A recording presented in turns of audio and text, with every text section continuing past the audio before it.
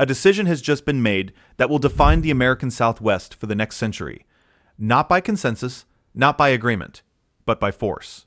To save its second largest reservoir from catastrophic failure, the federal government is now intentionally draining another, sacrificing one community's future to buy another a few more months of electricity. As of this summer, the great reservoirs of the Colorado River, the lifeblood of 40 million Americans, are being systematically dismantled. The U.S. Bureau of Reclamation has triggered emergency protocols. The governors of 7 states are in open disagreement, and a June 1, 2026, report from the nation's top river experts warns that the entire system is now sliding toward a crash. But here is the detail that tells the real story. It began in April of 2026. After a disastrously dry winter, the Bureau of Reclamation's monthly projections, the documents that dictate the fate of the river, showed something that was once unthinkable. Lake Powell, the vast desert reservoir behind Glen Canyon Dam, was projected to fall below 3,490 feet of elevation by August. This is not just a low number, it is an engineering red line, the minimum power pool, the point at which the water level drops so low that the massive hydroelectric turbines inside the dam risk sucking in air, which can cause them to shatter, the point where the dam stops being a power plant, for millions. And the strangest part of the story is not that a reservoir is low. It is the desperate, unprecedented choice that was made to stop it, a choice that has now put a 90-day clock on the future of the entire basin. To understand the sheer gravity of this moment, you have to look north. Far upstream from the Grand Canyon, straddling the border of Wyoming and Utah, lies Flaming Gorge Reservoir. On April 17, 2026, the Department of the Interior, led by Secretary Doug Burgum, announced it would begin releasing up to 1 million acre-feet of water from Flaming Gorge. This water is not being released for agriculture or for cities. It is being sent on a 450-mile journey downstream for one purpose only: to prop up Lake Powell, to act as a temporary IV drip, keeping its surface elevation just a few dozen feet above the turbine intakes at Glen Canyon Dam. It is an act of hydrologic triage, robbing Peter to pay Paul on a scale that is difficult to comprehend. 1 million acre-feet is enough water to supply the entire city of Las Vegas for more than 3 years. And it is now being drained from one state's primary water bank to prevent an immediate catastrophe in another. The people of Wyoming and Utah are watching their own future security flow south, with no guarantee it will ever be replaced. I'm actually curious what you think about this decision. Let me know in the comments if sacrificing one reservoir for another is the right call here. This emergency donation from upstream, however, came with a second equally brutal decision downstream. At the same time, the government opened the taps on Flaming Gorge. It announced it was choking off the flow out of Lake Powell. Releases from Glen Canyon Dam down to Lake Mead, the nation's largest reservoir, were slashed to just 6 million acre-feet for the year. This is the absolute legal minimum allowed to flow past the dividing line at Lee's Ferry, Arizona. For decades, Lake Mead and the 25 million people in Arizona, Nevada, and California who depend on it have received 7, 8, or even 9 million acre-feet a year. Now, to save Powell's turbines, Mead is being put on a starvation diet. The move accelerates Lake Mead's own terrifying decline toward what is known as dead pool. As of early June 2026, Lake Mead's surface sits at 1,049 feet. Its dead pool elevation, the point where water can no longer flow past Hoover Dam through gravity, is 895 feet. By intentionally holding back water in Powell, federal operators are pushing Mead faster toward that point of no return. A point where the Hoover Dam, an icon of American engineering, becomes little more than a concrete plug in a canyon, unable to deliver water to the cities and farms that were built in its shadow. This cascade of emergencies was not a surprise. It was the predictable outcome of a spectacular failure. Zoom out just 60 days from the April decision, back to February 14, 2026. That was the federal deadline for the 7 basin states: Colorado, Wyoming, Utah, and New Mexico in the upper basin, and Arizona, California, and Nevada in the lower basin, to deliver a unified plan for how they would share the river after 2026. For 2 years, they have been locked in negotiations, trying to replace the 2007 interim guidelines, the rule book that had governed shortages for 2 decades but was set to expire. They failed. The deadline arrived and passed with 2 competing, irreconcilable proposals on the table and no consensus in sight. John Ensminger, Nevada's chief negotiator and one of the most respected voices on the river, said it plainly. The 7 Colorado River Basin states have failed to reach an agreement. It was a quiet admission of a total breakdown in diplomacy. The states, after a century of codependency, could no longer agree on how to survive. The divide was fundamental, a philosophical impasse that reflects the river's geography. The upper basin states argued that future cuts must be based on a percentage of the actual water available each year. They wanted a system tied to hydrology, to reality. If there is less snow, everyone gets less water, proportionally. The lower basin states, particularly California with its senior water rights dating back over a century, insisted that cuts must follow the existing priority system. The law of the river, as it's called, first in time, first in right. This meant junior users, like the cities of Phoenix and Tucson in central Arizona, would see their supplies completely eliminated before senior agricultural districts in California had to cut back by a single gallon. California's Imperial Irrigation District, which uses more water than all of Arizona and Nevada combined to grow alfalfa in the desert, would be the last to sacrifice. The two positions could not be reconciled. One was a plan based on physics. The other was a plan based on history. With the states deadlocked, the authority to decide the future defaulted to Washington, D.C. It fell to Secretary Doug Burgum and his Assistant Secretary for Water and Science, Dr.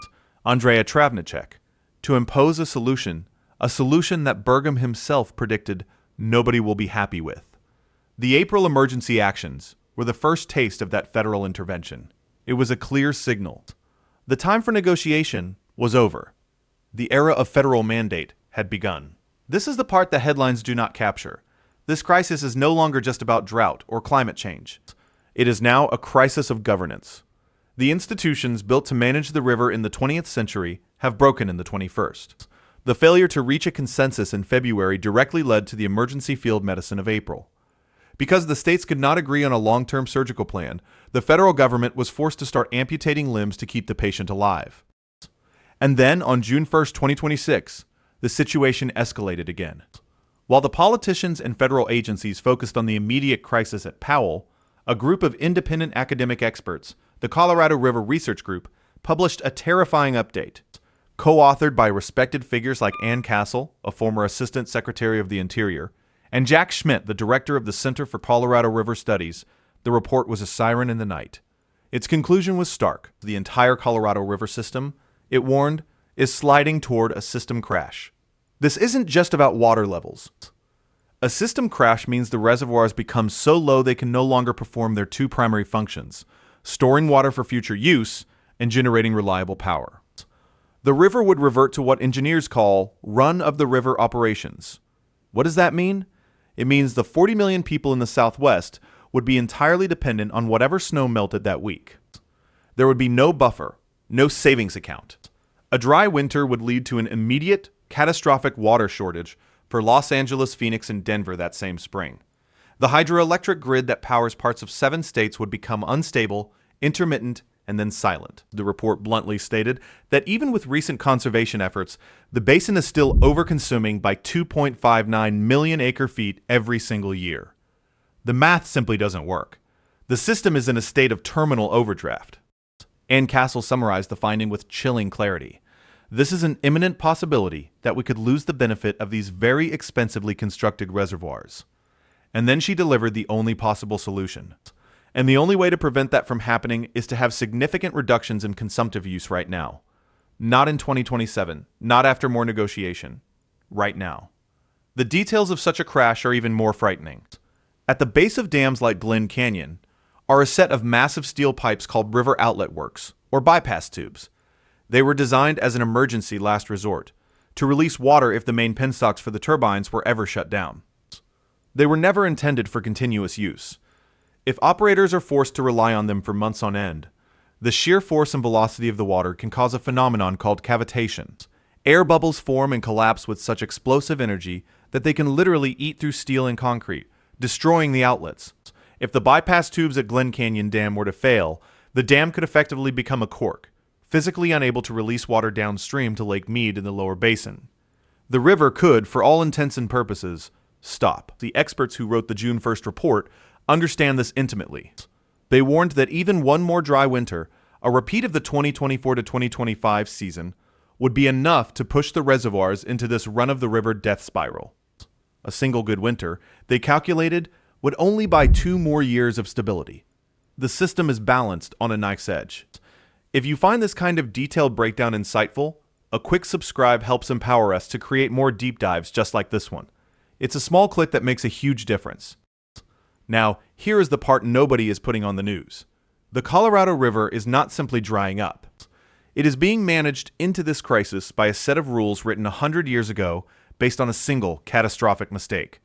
Zoom out, and the timeline makes the mechanism clear. On November 24th, 1920, representatives from the 7 basin states gathered at a palace in Santa Fe, New Mexico, to sign the Colorado River Compact.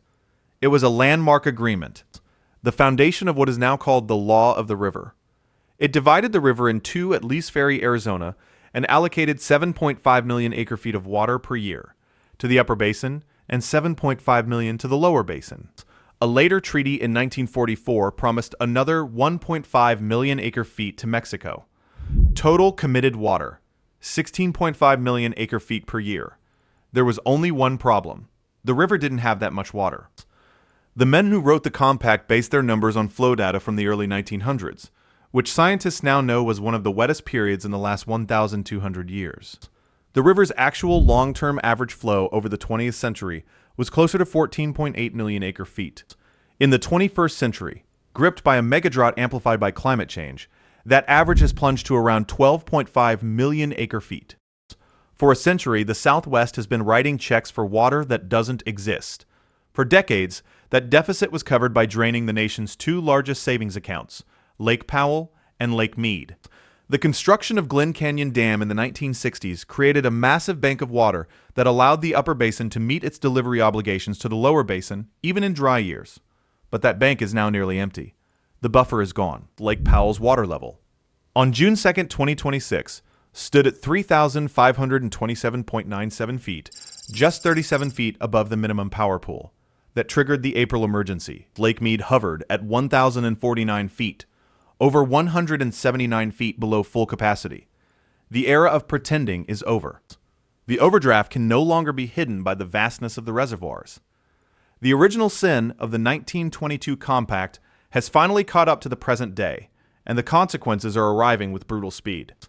This fundamental miscalculation is what pits state against state.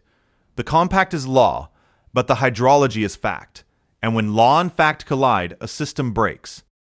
The impacts are no longer theoretical. They are rippling across the West. For the farmers in central Arizona who rely on the Central Arizona Project Canal, the federally imposed solution means their water supply, already cut by more than 50%, could go to zero. For the cities of Phoenix, Scottsdale, and Tucson, it means activating expensive and limited groundwater supplies, an unsustainable solution. For hydroelectricity customers across the region, it means rising power bills and a less reliable grid. And for the ecosystems that depend on the river, from the Grand Canyon to the now dry delta in Mexico, it is a death sentence. The low releases from Powell mean warmer, sediment-starved water flowing through the Grand Canyon, threatening native fish.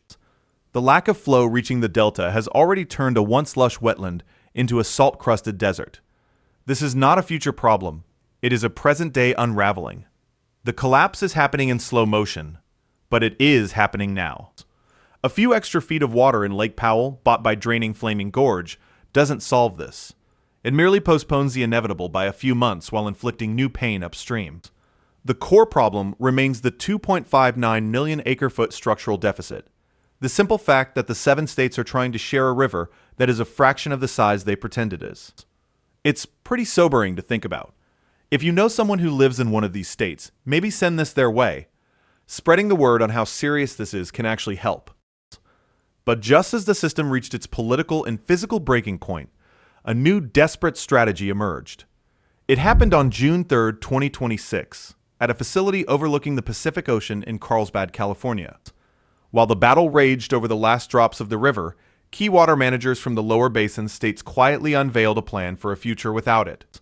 In a landmark ceremony at the Carlsbad desalination plant, officials from California, Arizona, and Nevada, alongside the acting commissioner of the Bureau of Reclamation, Scott Cameron, signed a Memorandum of Understanding, an MOU. a formal agreement to finally get serious about a long theorized solution, turning the ocean into a tributary of the Colorado River. The Southwest is not just trying to save the river, it is actively planning its technological bypass. The idea is both simple and audacious. It's called a desalination swap. Arizona and Nevada, which have no coastline, would invest hundreds of millions, possibly billions, of dollars to help build new, massive desalination plants along the Southern California coast. These plants would turn Pacific Ocean water into fresh drinking water for cities like Los Angeles and San Diego. In exchange for that newly created water, California would agree to leave an equivalent amount of its Colorado River allotment in Lake Mead. The water California forgoes would then be available for Nevada and Arizona to use. It is a brilliant, if staggeringly expensive, workaround. California gets new, drought-proof water supplies funded by its neighbors. Nevada and Arizona get to keep the water in Lake Mead, bolstering their own security and keeping Hoover Dam operational. Scott Cameron, the acting head of the federal agency managing the river, stood at the plant and spoke of the real potential in building a string of these facilities down the coast, piping fresh water eastward. In essence, they are acknowledging the river is functionally dead and are now looking to the Pacific Ocean as the new water source for the desert Southwest. This pivot to the ocean represents a profound psychological shift. For a century, the entire development of the Southwest was predicated on conquering and controlling the river. Now, the most powerful water agencies in the country are admitting defeat. They are admitting the river can no longer meet the demands placed upon it, and that the only remaining path forward is to manufacture new water from the sea at an immense cost. Desalination is not a silver bullet. It is incredibly energy intensive, requiring massive amounts of electricity, which in turn puts more strain on the grid and often contributes to the very climate change that is shrinking the river. It produces a super concentrated brine waste that must be carefully disposed of to avoid poisoning marine ecosystems. And the cost is astronomical. Desalinated water can be 5 to 10 times more expensive than the river water it's meant to replace. That cost will inevitably be passed on to homeowners and businesses, fundamentally changing the economics of living in the desert. The June 3rd MOU is not a construction permit. It is a statement of intent, a desperate 11th hour Hail Mary. But its very existence is the most telling sign of all. The people in charge of the water have started planning for a world where the river has failed. And it all comes back to the next 90 days. That is the window. By August 2026, the Bureau of Reclamation is scheduled to release its final binding decisions. It will issue the 24-month study, which will formally dictate the